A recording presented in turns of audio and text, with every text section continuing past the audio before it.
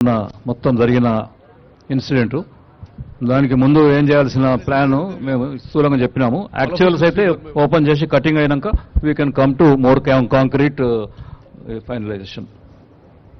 సరే, మురళీధరరావు గారు మీ ప్రెజెంటేషన్ కోసం ధన్యవాదాలు.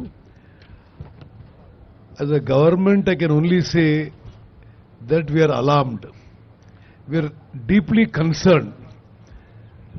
అంటే ఇప్పుడు మొత్తం కాళేశ్వరం ప్రాజెక్టు ఈ 3 బ్యారేజెస్ మీద బేస్డ్ ఉంది. Total project total 1 lakh crores investment of the people of Telangana is based on these 3 barrages. Now, these 3 barrages, sir, for whatever reasons, okay, one barrage has, pier foundation has sunk. Second, Annaram barrage lo cracks and leaks applied. So, ipudu now see about the investigation, inquiry, the judicial inquiry, repair work.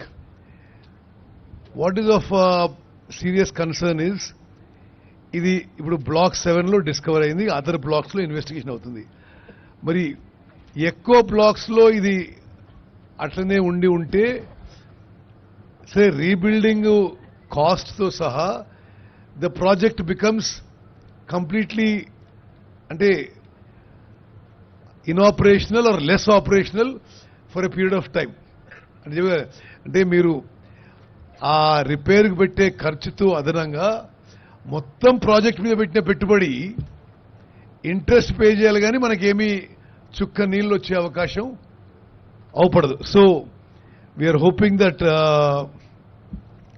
Sye the final decision and will be done after the enquiry.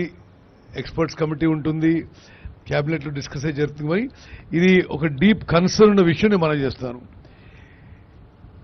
ఈ బాంబుతో damage అనే విషయం కొంత ఇది ఇన్ఎక్స్ప్లికబుల్గా ఉంది. ఎందుకంటే normally barrages and dams earthquakes resist చేయడానికి కూడా కడడం జరుగుతుంది. Actually they have to resist in earthquake. మరి ఇంత బాంబు ఏమైనా డ్యామేజ్ చేస్తున్నారు, అది it is totally doesn't look appropriate.